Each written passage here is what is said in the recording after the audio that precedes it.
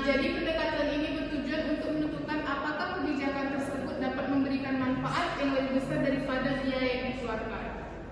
Oke, selanjutnya yang ketiga itu ada pendekatan partisipatif.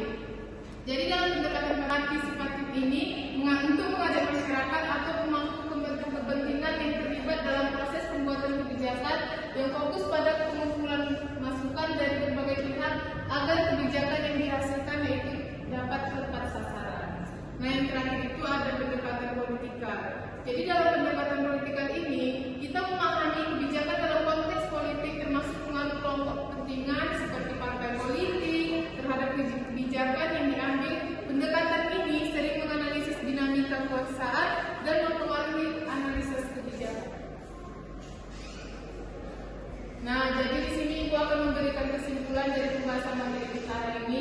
Adapun kesimpulan yang kita bahas pada hari ini yaitu analisis kebijakan itu adalah proses penting untuk mengevaluasi kebijakan publik dengan tujuan mengeksplorasi berbagai alternatif solusi dan memberikan rekomendasi berbasis seperti data dan juga fakta. Hal ini analisis kebijakan dapat membantu pembuat kebijakan dalam mengambil keputusan yang lebih efektif lagi. Nah, untuk hari ini materi kita cukup sampai di sini aja ya anak-anak Ibu. Iya,